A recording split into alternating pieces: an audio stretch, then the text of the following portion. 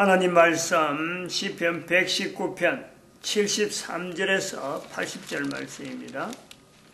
73절 말씀 먼저 받들어 봉독드립니다. 주의 손이 나를 만들고 세우셨사오니 나로 깨닫게 하사 주의 계명을 배우게 하소서. 주를 경외하는 자가 나를 보고 기뻐할 것은 내가 주의 말씀을 바라는 영광이다. 여호와여, 내가 알거니와 주의 판단은 의로우시고 주께서 나를 괴롭게 하심은 성실하심으로 말미암음이니이다. 구하오니 주의 종에게 하신 말씀대로 주의 인자하심이 나의 위안이 되게 하시며 주의 긍휼의 계심이 내게 임하사 나로 살게 하소서. 주의 법은 나의 즐거움이니이다. 교만한 자가 무고히 나를 엎드려뜨렸으니 저희로 수치를 당케 하소서. 나는 주의 법도를 묵상하리이다. 주를 경외하는 자로 내게 돌아오게 하소서. 그리하시면 저희가 주의 증거를 알리이다. 내 마음으로 주의 윤례를 완전케 하사 나로 수치를 당치 않게 하소서. 아멘. 기도드립니다. 할렐루야. 복된 시간 허락해 주셔서 감사합니다. 영광 돌릴 수 있도록 은총 내려 주시옵소서. 감사하고 예수님의 이름으로 기도드립니다. 아멘. 73절 말씀에 주의 손이 나를 만들고 세우셨사오니, 주의 손이 나를 만들고 세우셨다. 주의 손이라고 하면요, 하나님인데 하나님에게 손이 있나?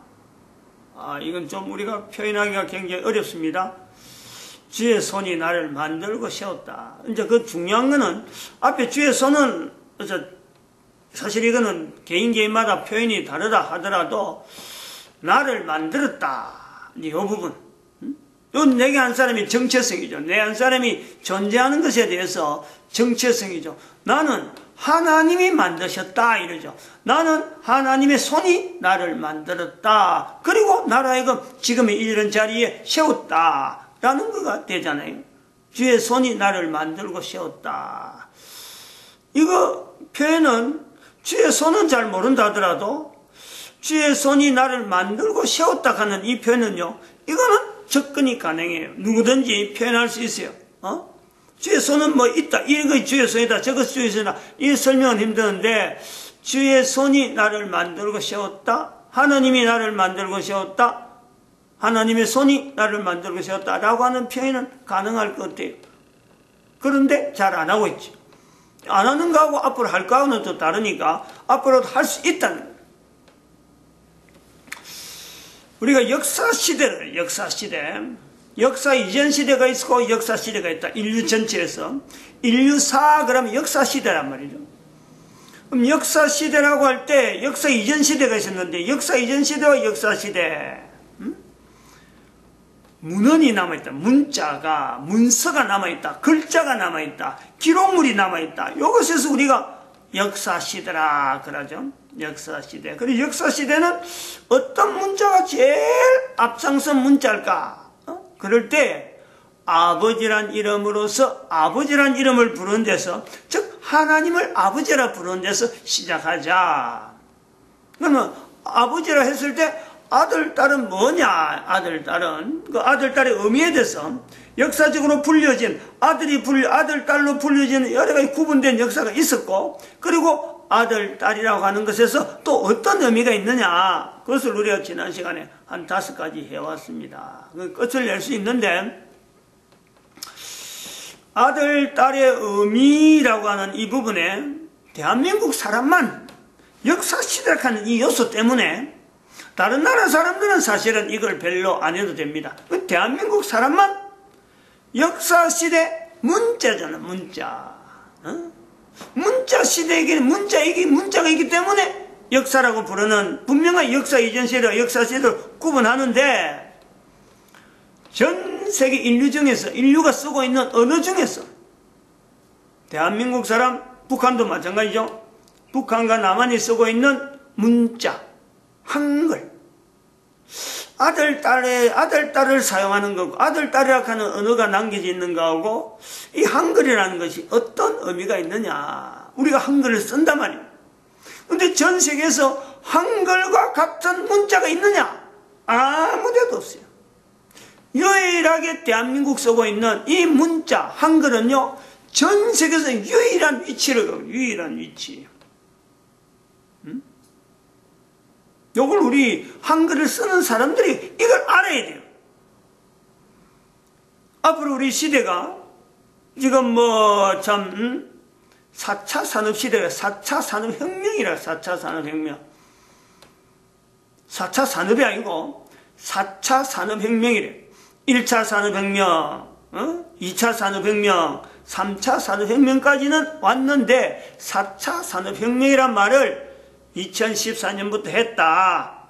스위스 다보스 포럼에서 했다. 그래서 지금 다들 4차 산업혁명 시대 살고 있다 그래요. 그럼 인류 전체가 이 4차 산업, 5차 산업혁명, 6차 산업 계속 이렇게 해서 차수가 높아지는 산업혁명을 지향하느냐? 인류는.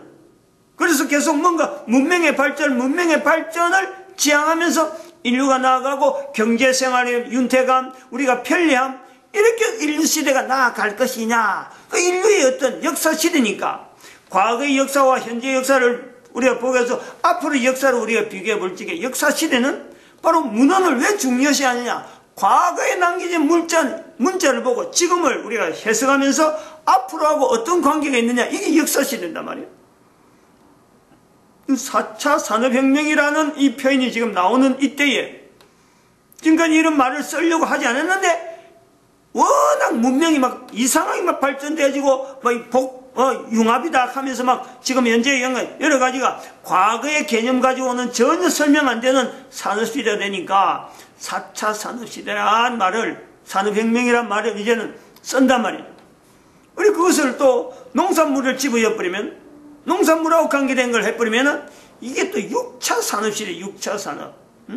4차 산업혁명이란 말 속에 6차 산업이란 말이 또 들어가는 게 농산물은 6차 산업이다. 옛날에는 농산물이 1차 산업이었는데 이제는 농산물 제공은 1차 산업이 안 되고 6차 산업을 해야 된다. 이렇게 지금 말이 나온다면 그 산업의 차수만 계속해서 나가는 이쪽으로 인류의 방향이 1차 있고 2차 있고 3차 있듯이 과거의 역사를 오늘날 해석하면서 4차 산업시대를 하면서 나아가는 이런처럼 분명하게 산업혁명으로 구분되어지는 시대로 계속 나아갈 것이냐.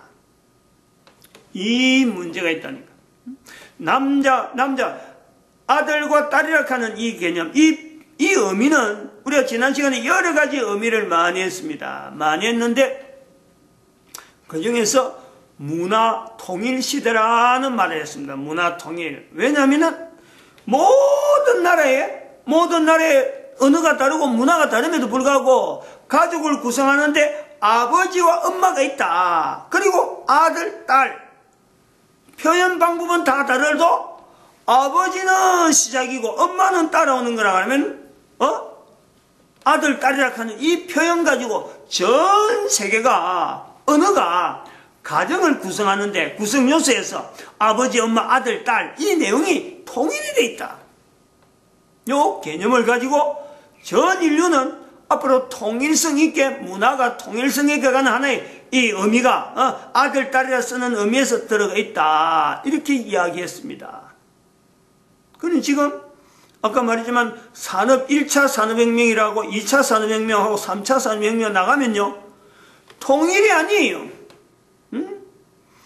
1차 산업혁명 시대에 살던 그 문화가 지금 4차 산업혁명이라고 하는 이때도 아직도 여전히 1차 산업혁명 시대에 사는 사람이 지금 계속 같이 있는 거예요.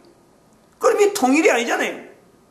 지금 현재 우리는 4차 혁명 시대라고 해서 막 기치를 하고 나가지만은 지구의 50%도 아니고 거의 70% 이상이요. 이런 말 해도 전혀 개념이 없이 받아들이지 않는 인류가 훨씬 많아요.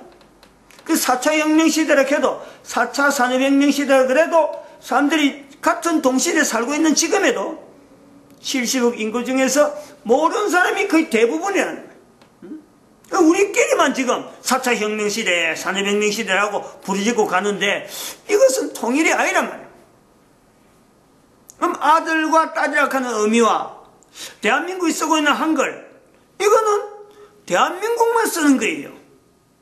근데 여기서 무슨 아들, 딸이 가지고 있는 의미 속에 있는 문화의 통일이라고 하는 내용이 뭐가 연결될 수 있느냐? 응? 가능성에 대해서 한글을 지금 여기서 문화 통일이라고 하는 내용에 아들, 딸이라고 하는 개념을 설명하면서 역사 시대를 통해서 이야기하는데, 아니 느닷없이 한글이 여기서 나와야 될, 우리 대한민국에 쓰고 있는 한글 문자가 나와야 되는 이유가 뭐냐? 문자로 쓰는 것은 역사 시대에 대해서 뭔가 테마가 맞는데 그것을 갖고 들어오는 건 사실인데, 근데 여기서 통일 시대, 인류의 통일을 지향한다 하는 요소에서 지금 한글을 연락한단 말이에요. 이거 뭐 뜬금없는 거예요. 대한민국의 언어가 지금 전 세계가 영어로 통일한다 하면 지금 추세가 영어로 통일한다 하면 그렇게건이 될 것 같아요.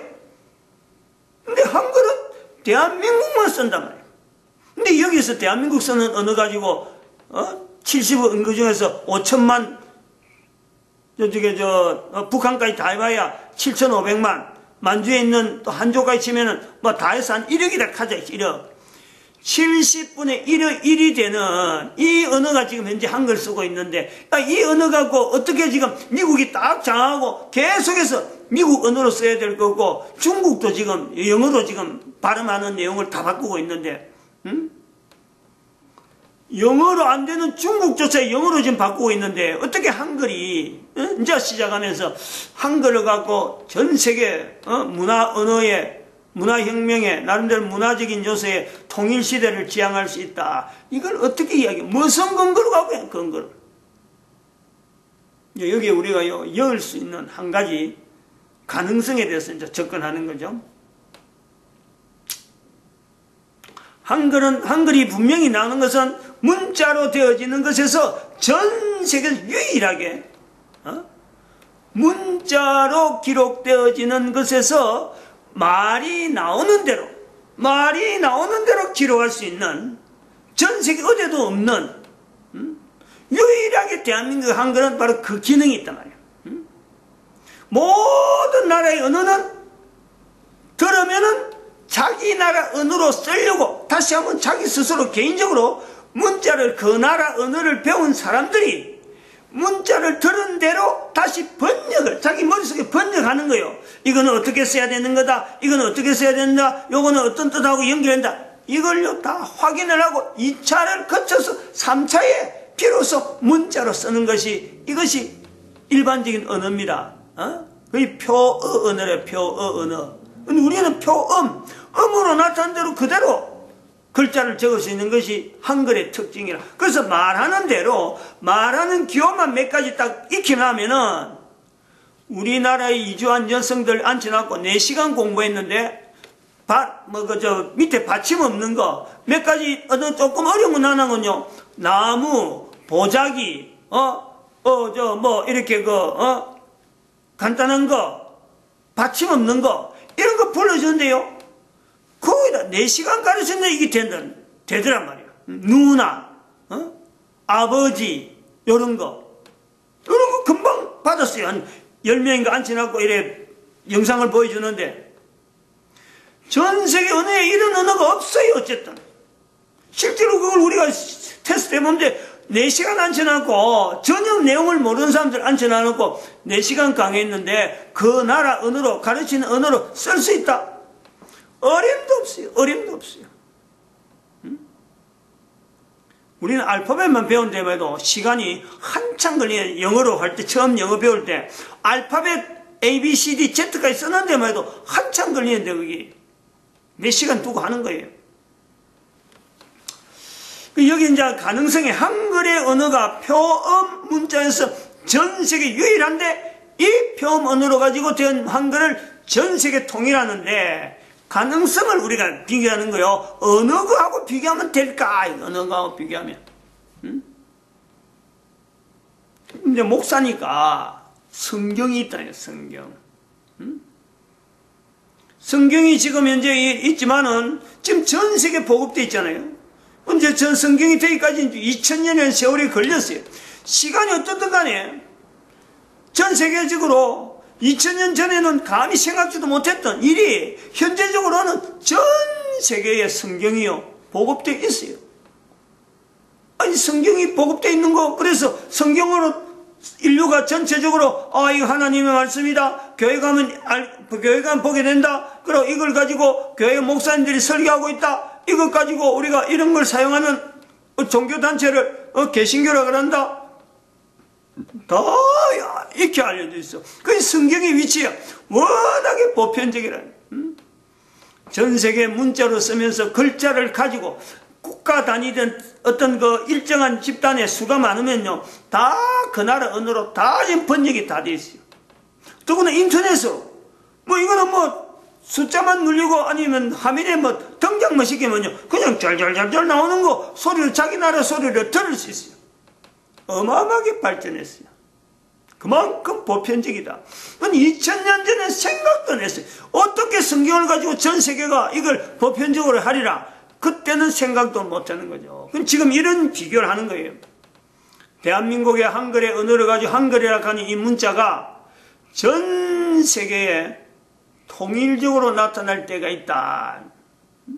이런 걸 이야기를 들으면 대한민국 사람들, 특별히 한글 지금 하는 북한과 이 남쪽에서 이런 이야기를 들으면은 아니 이게 거부해야 될 일이에요. 안 그러면은 이거 참 고무적으로 한번 연구를 해보고 뭔가 가능성이 있다가 매진해야 될 분명한 요소가 된다니까.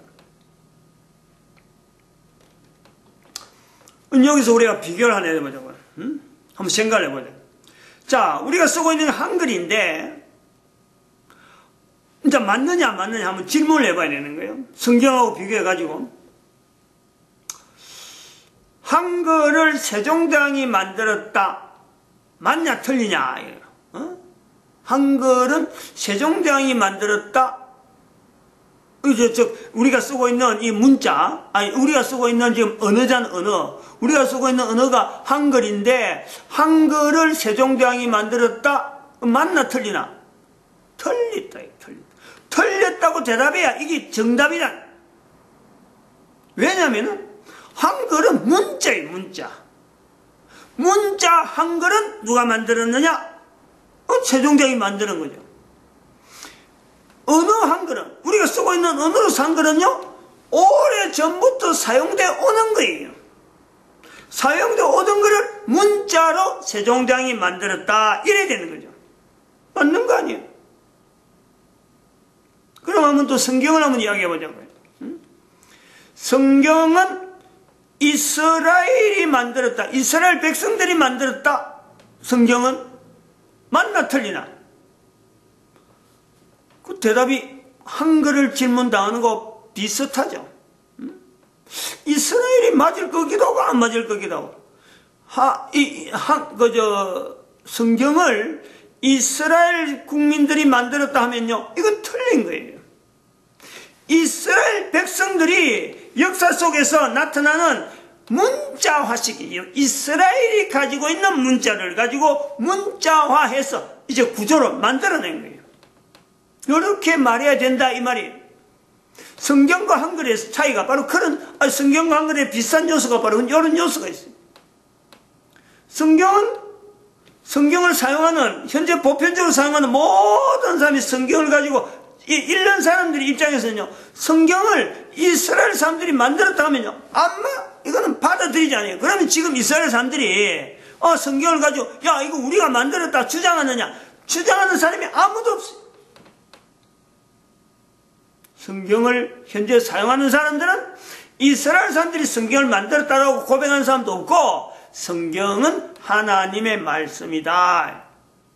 그리고 시편 119편 몇 절에 73절, 주의 손이 나를 만들고 세웠다. 주의 손이 하나님이 만드셨다라는. 한글은 대한민국에서는 한글, 성경이 그렇다면은, 성경은 누구든 쓰니까 너는 그래 고백하니까 성경 그러다 치고더라도 한글을 누가 만들었느냐? 어떻게, 다시 말하면 어떻게 우리 대한민국의 사람들은 한글을 사용하게 됐을까? 당군부터 시작해서 당군 이전에도 있을 수 있고, 오랫동안 토속민이 있다. 그 토착민이 언제부터 정착해서 있었는지 모르지만은 대한민국 한반도에서 형성된 이 한글은 세종대왕은 지금부터 한 1400년 전에 1400년도 아니죠. 한 700년 전에 한글을 사용하는 그 한글을 문자화를 체계적으로 글자를 만들어요. 글자를 한글을 글자화하는데 세종대왕이 창제했는 거 창제 그 한글이란 거예요.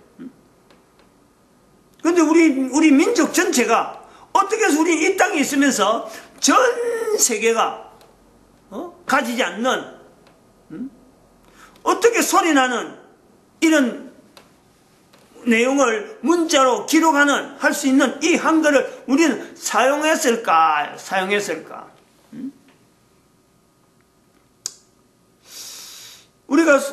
우리 민족이 이 사용한 것은요, 분명히 주의 손이 그랬다라고 하면은 이렇게 우리 민족이 한글을 쓰면서 우리가 한글을 쓰게 된 것, 그래서 세종대왕이 문자로 만들게 되어지는 이 아주 독특한 이런 내용은요, 주의 손이 만들고 세우셨다라고 우리 대한민국이 만약에 이 고백을 대한민국 사람들이 할 수만 있다면, 성경이 지금 2000년 전에 뭐 이렇게 전 세계에 흘러 퍼지리라고 생각지도 안 했지만은, 성경을 주의 말씀이다, 하나님의 말씀이다 라고 고백하는 사람을 통해서 이렇게 주의 손이 만들고 세웠다라고 하는 이 고백을 통해서 성경이 지금 2000년 동안에 전 세계에 퍼진 거하고 똑같이 한글을 하나밖에 없지만은 하나밖에 없기 때문에 다른 사람이 했다라고 말은 못하고 주의 손이 만들고 세웠다. 비록 세종대왕이 체계로 했지만은 그 세종대왕이 체계한 것 자체도 하나님의 주의 손이 세종대왕을 통해서, 거기서 주의 손이라는 것이 뭐냐, 사람이 했지만은 하나님이 이름으로 나타내는 그 주의 손이 되는 거예요, 세종대왕이. 그래서 하나님이 하셨다, 하나님이 만들고 세웠다 라고 하는 고백을 한글을 쓰는 사람이 고백하게 되면 성경이 보급된 거나 한글이 전 세계 통일적으로 보급되는 거, 이거는요 똑같은 거. 똑같다. 마찬가지. 하나 더 우리 연결해보면, 아들, 딸. 현재 아들이고 딸이고 전부 다 아들입니다. 내가 딸로서 존재되어지는 것, 내가 딸로서 만들어져 있는 것, 내가 아들로서 만들어져 있는 것, 만들어진 것 누가 있느냐? 주의 손이 만들고 세웠다 라고 하면서 그런 고백을 하는 한 사람이라면은 그 사람의 이름이 많은 사람들에게 높여지는, 그래서 만들고 세우는 거예요. 하나님이 주의 손이 만들고 세우는 거예요. 한 사람 만들어 놓고 한 사람 세우는 거예요. 모든 사람이 바라볼 수 있는 어마어마한 위치에 있게 되는 사람이 된다. 내가 안 해서 그랬지. 언제부터 안 했느냐? 사춘기 때부터 그렇게만 했으면요, 개인이 내가 사춘기 때부터 시작해서 주의 손이 나를 만들고 세운다, 주의 손이 만들고 세울 것이다, 주의 손이 지금 만들고 세우고 계신다 라고 하는 고백을 했더라면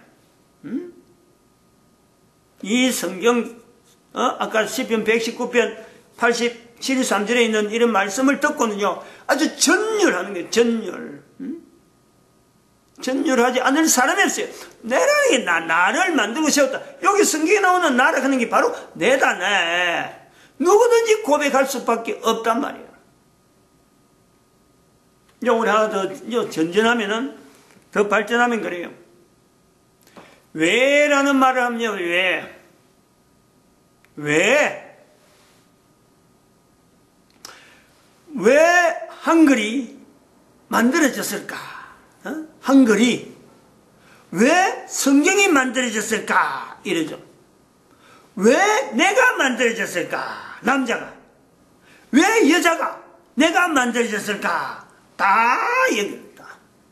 왜라는 내용에 네 가지 지금 한글은 왜 만들어졌고, 왜 성경이 만들어졌고, 왜 내가 만들어졌고, 왜 남자가 만들어졌고, 왜 아들이 만들어졌고, 왜 여자가 만들어졌고, 왜 딸이 만들어졌고, 왜 아버지가 됐고, 왜 엄마가 됐느냐. 답이 같아요. 여기에서 말하는 왜 하고 질문할 때 왜 만들어졌냐, 왜 주의 손이 나를 만들고 세웠다. 왜 나를 만들었느냐. 똑같은 거예요, 답은. 여기에 통일이 나와요, 통일이.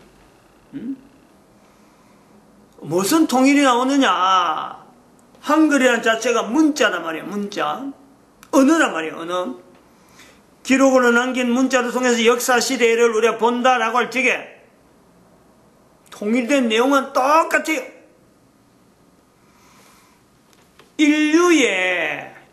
전체 인류의 언어 생활, 말하는 그 말을 어떻게 하느냐, 그 말을 하나로 만들기 위해서 통일이야, 통일. 그걸 지향하기 위해서 만들었다. 나를 만들었다. 여자로 만들었다. 남자로 만들었다. 아들이 만들었다. 딸이 만들어졌다. 아버지다. 엄마다. 한글이 만들어졌다. 성경이 만들어졌다. 누가 만들었느냐라는 것은 주의 손이 왜 만들었느냐라고 할 때는 인류의 언어 생활을 통일 하나로. 그럼 기대될 만하잖아요. 지금까지 70억 중에서 한 1억 정도 인구가 쓰는 언어로 됐는데, 사실은 그 언어를 전 세계 언어로 통일시키는데 하나밖에 될 수밖에 없는 이유가 있잖아요. 두 개 돼버리면 안 되잖아요. 그래서 하나구나. 성경이 2000년의 세월을 통해서 전 세계 가운데 성경이란 이름을 가지고 하나로 통일되어 있는 거야. 전 세계 중에서 나라고 하는 여자, 나라고 하는 남자, 나라는 아버지, 나라고 하는 엄마는 한 사람밖에 없어요. 그 통일되기는 통일, 언어를 통일. 아들이나 딸이라 하는 의미, 아들이라 하는 딸의 의미, 아들에 있는 모든 사람의 대표 한 사람, 딸이라고 하는 위치에서 모든 사람의 대표 한 사람, 그 전체가 인류 전체를 포용하고 있잖아. 다 아들, 딸의 범위가 들어간다. 이 아들, 딸의 언어를 하나로 통일시켰는데 한글이 필요하고 성경이 필요하고. 성경이 왜 필요하냐? 언어 통일하는데 한글만 안 하면요, 한글만 쓰는 사람 안 하면 지금 대한민국 사람들 봐봐요. 통일이 안 돼요, 언어가. 대한민국이 지금 언어를 쓴 지가 지금 수천 년 동안 한글 언어를 썼는데 한글 문자로 해갖고 나오긴 나와도 통일이 안 돼요. 전부 다 자기만 잘났다라고. 아무도 다른 사람을 잘났다고 하지 않아요. 다른 사람을 통해서 통일적으로 안 나타난다. 대통령이 있었던 세종대왕 때도 마찬가지지만, 세종대왕이 한글을 반포하고 나서 모든 백성들이 그때부터 와, 이거 왕이 만들었구나. 왕이 만들었으니까 우리 언어를 전부 다 통일시켜서 한글에 맞춰야지. 이런 사람이 아니에요. 역사가, 우리 한글의 역사가 그래요. 여기 이제 성경이 반드시 들어가야 될 이유가 있다. 한글과 한글이라고 하는 이 문자와 언어와 성경이 가야 되는, 성경도 언어고 문자고 역사 시대를 나타내는 분명한 어떤, 이건 전 세계가 공용을 하는 점거물이야, 점거물. 성경이 가야 되는 이유. 한글 혼자서 가고는 안 된다. 성경이 반드시 따라와야 되는데 지금까지 같은 거로 왔는데, 이제부터는 통일시키는 데를 볼 때는요, 성경이 앞에 나가야 돼, 앞에. 왜 한글로서 인류 전체에 개인의 남자, 여자, 아들, 딸, 엄마, 아버지 하는 이 모든 사람들의 언어를 통일시키는데 성경을 앞세우고 한글을 통해서 되어지느냐. 성경에 있는 표현 때문에, 성경에 있는 표현. 빌립보서 2장 9절에서 11절 말씀에, 빌립보서 2장 9절에 11절. 가장 높은 이름 위에 예수 그리스도를 두고 모든 사람의 무릎을, 모든 사람의 입술을, 모든 사람의 무릎을 예수 그리스도 앞에 무릎을 꿇고 모든 사람의 입으로 예수를 주라. 모든 사람의 언어가 통일적으로 하나 주라. 대한민국의 이 문자로는 쭉 하면 하나밖에 없어요. 하나. 다른 나라는 영어는 이게 여러 가지 표현이 또 뭐 발음이 2음절도 나오고 뭐 3음절 나오고 있습니다. 그런데 대한민국은 1음절 주 통일에 통일. 모든 사람이 입을 예수 그리스도를 향하여 주라. 통일시키는데 있다. 이게 통일시키는데. 그러니까 언어의 통일이라는 건 이건요, 성경이 나타난 대로 어차피 가야 돼. 어차피. 뭐 어느 국가가 아니 우리나라는 참 중국 같은 경우 우리나라는 대한민국보다 인구가 말이야 13배나 13배, 14배, 15배 15억 정도가 되는데, 아니 조그마한 옆에 있는 나라 한국을 따라갈 이유가 없어. 우리나라 따라오면 돼 라고 주장을 한들 소용없고, 미국이 아무리 무기가 발달한다고 4차 산업혁명 샀고 우리는 6차 산업혁명까지 준비되어 있다 사도, 어느 세계 어느 나라 어느 언어를 갖고 이야기해도요, 이스라엘조차 성경의 언어가 되어지는 히브리어, 성경의 언어가 되는 헬라어 아무리 주장해봐야요, 한글을 따라올 수가 없는 거예요. 한글만이 가지고 있는 독특한 특징 때문에, 하나밖에 없기 때문에, 다른 나라 언어로 가고 따라가면 지금까지 따라왔는데 안 됐기 때문에 지금 한글이라는 마지막 언어는 주자를 놔놓고 있는 거죠. 영어가 지금 이렇게 퍼져가서 모든 사람이 영어를 써야 될 것 같지만요, 영어는 안 돼요. 대한민국에서 이제 한글로 지금 이렇게 나타낸 이상에는 영어는 이제 막바지, 지금까지는 영어가 피끝이 해왔다면요, 이제 피끝이 아니고 내리막길이에요. 한글이 나서기 시작하면은 영어는 내리막길이에요. 그럴 요소가 굉장히 많아요. 어마어마하게 많아요. 그래서 아까 그 4차 산업혁명 샀고 이야기하지만은요, 4차 산업혁명에서 우리는 미리 우리가 예언을 한다면, 우리 대한민국 사람은 그렇고 북한과 더불어서 우리가 할 수 있는 혁명은, 남북이 만주 땅까지 우리가 같이 혁명을 그 산업혁명을 우리가 만든다면요, 5차 산업혁명이란 기치를 내걸고 4차까지 누가 불렀기 때문에 이제는 우리는 언어를 가지고 5차 산업혁명이다.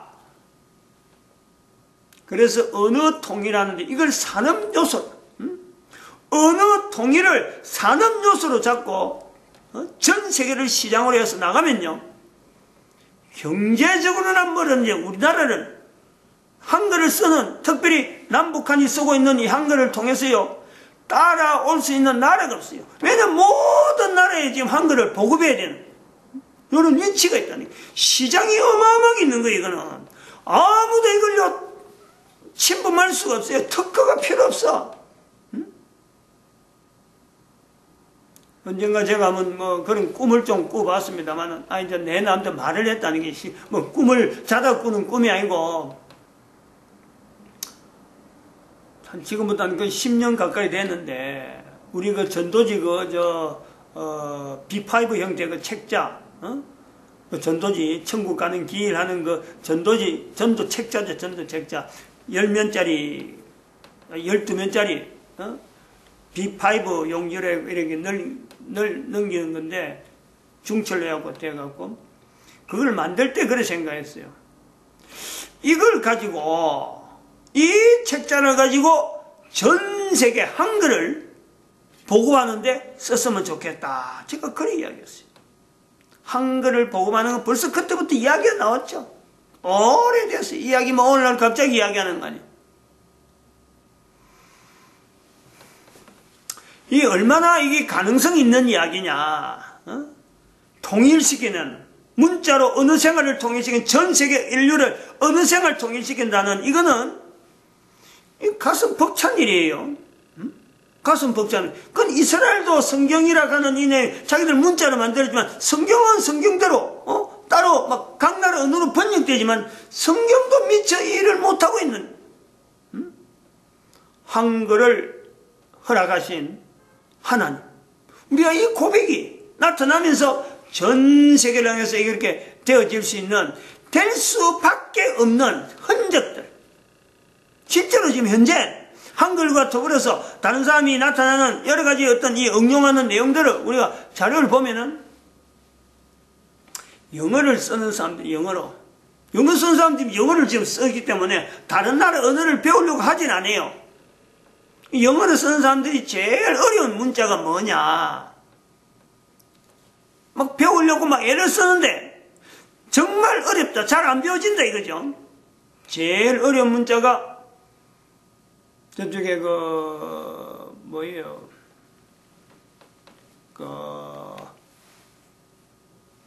바벨론 뭐지 그 사람들 아랍어 어렵대. 아랍어가 제일 어렵대. 모양이 꼬불꼬불하고 비슷비슷한 게 뭐 돌아가지고 글쓰기가 어렵고 표현하기 굉장히 어렵다는 거지. 아랍어. 그 다음 두 번째 중국어. 세 번째 일본어. 네 번째 한글이에요. 한글. 요리 어렵다는 거예요.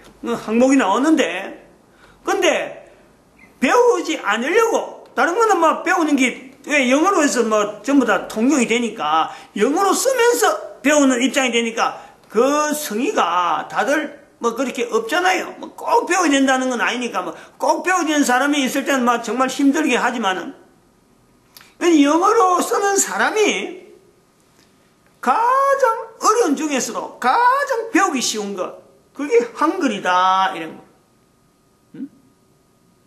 한글은 뒤에 전미 부분에 변하는 거, 그것만 익혀나면요. 특히 전미 부분에 변한 이유는 뭐냐니까, 우리는 존칭어가 있으니까, 존칭어.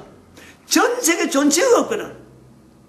이 존칭어가 있으니까 이 존칭어까지 연결해갖고, 뒷부분에, 전미 부분에 변화를 하려고 하니까 어렵다라는 거예요.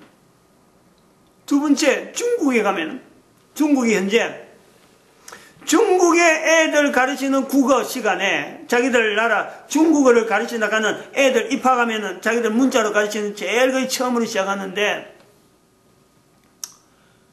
지금은 중국이 뭘 가르쳐? 영어를 가르쳐, 영어를. 영어로 갖고 자기들 나라 언어를 가르치는 거. 워낙 아까도 했지만 어려운 문자를 지금 자기 나라 전체를 통일시키려니까 아주 뭐 심의를 기울이는데 애를 쓰는데 제가 볼 때는 가소로운 거예요. 그 중국을 우리는요, 큰 나라라고 사람 많다고 절대 우리가 중국을 뭐 따라가야지, 뭐 중국을 절대 우리 그럴 필요가 없어요. 언어가 통일이 안 되었고 언어로 통일 안 되면서 빈부격차란 이것은요, 가면 갈수록 심해지는 거예요. 배운 사람과 배우지 못한 사람의 이 차이는요, 가면 갈수록 심해진다. 그러니까 국가라고 하는 이 내용은요, 나중엔 알고 보면 몇몇 사람들끼리, 우리끼리 모아서 일종의 연합체. 중국은 연합체란 말이에요. 그러므로 중국에 진출한다는 이런 걸요, 절대 우리가 조심해야 돼요. 중국이 자기들이 이 언어를, 미국 언어를 들어오기 전에 고민하는 거예요. 같은 공산국가인데, 중국이라 하는 공산국에서 볼 적에는 북한을 보는데, 북한은 한 2년 정도 걸려서 문맹률을, 우리, 북한에 있는 국민들, 그런 사람들, 그 사람들, 문맹률이 높으니까 이걸 깨치자. 그래가지고 시도를 문맹률 퇴치 운동을 했는데 2년 만에 북한은 문맹률이 없어져 버렸다. 중국 사람들이 이야기가 그런 거예요. 근데 중국은 수많은 사람들이, 학자들이 많고 어마어마하게 동원됐지만요, 문맹률이 퇴치될 기미가 안 보이는 거예요. 가면 갈수록 말이 자꾸 많아지기 때문에 이걸 한자로 이야기하니까 사람한테 소통이 안 된다. 그래가지고 지금 영어를 도입해가지고, 이제 그래가지고, 우선 북한에 있는 이 조선에 쓰고 있는 한글을 도입을 하려고. 그래서 중국에 네 사람의 그 지도자가 있는데, 모택동하고 시작해서 중국의 지도자라 해서 네 사람이 집회에 나오는데 그 중에 한 사람이 한글을 밀라고 한글을 통해서 참 중국 언어를 통일시켜 보자 하고 밀어봤는데 3대 1이잖아. 3대 1. 그러니까 밀리버린 거예요. 한글이 안 되고 영어로 됐다 하는 이런 이야기가 있어요. 내가 이야기하는 게 아니에요. 중국의 학자가 하는 이야기니까. 그러니까 한글의 위치가 그렇다는 거예요. 군침이 중국의 군침을 흘리는 이런 그 글자입니다. 이런 문자라는 이런 위치가 있다는 거예요. 영어도 영어권에 있는 사람이 영어를 안 쓰게 될 경우에는요, 제일 먼저 달려오는 것이 대한민국의 문자란 말이에요. 그래 될 수밖에 없다니까. 지금 영어가 몰락하니까 이제는 한글을 부각되어지는 시대가 온단 말이에요. 우리나라가 지금 또 하나 예를 들면은 우리나라가 인터넷 강국이다. 인터넷 강국된 거하고 한글하고 관계, 이거 아주 밀접한 관계가 있죠. 다시 말해 인터넷 강국이라는 것은 인터넷에 있는 그 하드웨어 쪽에 그 시설 자체가 속도가 빠른 것도 있지만은 그 시설 자체가 네트가 잘 되어 있는 것도 있지만은 활용하는 사람들이 얼마나 속도감 있게 정보를 인터넷에 있는 정보를 인터넷에 올리느냐 또 인터넷에 있는 정보를 활용하느냐 라고 해서 컴퓨터로 자판을 두드려 가지고 문자화 시키면서 자기의 의사를 자기 어떤 나타내려고 하는 정보를 다시 생성하는 데에 어느 나라가 가장 빠른가 이걸요 테스트된 거예요.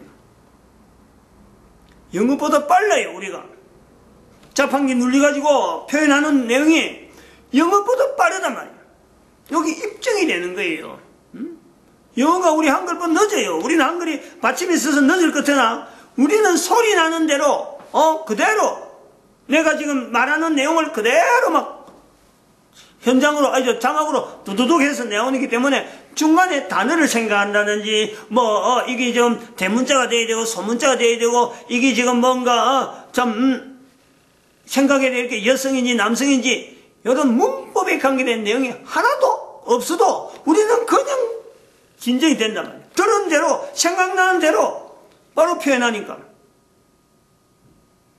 그러므로 우리가 인터넷 강국인 거예요. 그러니까 4차 산업이라 그래도 이런 것을 누리는데 다른 나라 사람하고 늦게 시작해서 문명 생활이나 산업의 활동에 산업 그 어떤 구조에 늦게 들어갔더라도 한글을 쓰기 때문에 전 세계 우리 대한민국 사람들이 어떤 주어지는 주제가 있으면요, 이게 어떤 의견이 통합되어지는데, 한글 안에, 한국 안에서 통합되어지는데, 굉장히 빠르게, 밀집력을 나타냈다. 그리고 인터넷 강국이 있으면서, 이런 인터넷 환경을 통해서 뭔가 보고하고 나타낸데요, 대한민국이 어마어마하게 빠른 속도의 적응. 이것 때문에, 우리는 4차 산업혁명이라 그래도 당당하게 우리가 그 속에 반열에 들어가고 이제는 언어 때문에 한글 때문에 5차 산업혁명 시대라고 하는 요소를요 우리는 외칠 수 있는 그런 위치에 있다. 이런 내용을 들으면은 역사라고 하는 이 내용에 아들과 딸이라 하는 이 요소에서 시작돼 가지고 결국은 아버지, 엄마, 아들, 딸 가정을 통해서 나타나는 이런 내용도 자세히 보면은 자 거기 아버지, 엄마, 아들, 딸, 이 내용이라고 표현한 이 표현에 이게 한글에서만 나타나는 거지, 이게 외국에 있는 영어나, 안 그러면 중국어나, 안 그러면 일본어나, 다른 언어에서 유입이 돼가지고 생성되었다. 아니잖아요. 받침은 받침대로 있을 건 있고, 없는 건 없고,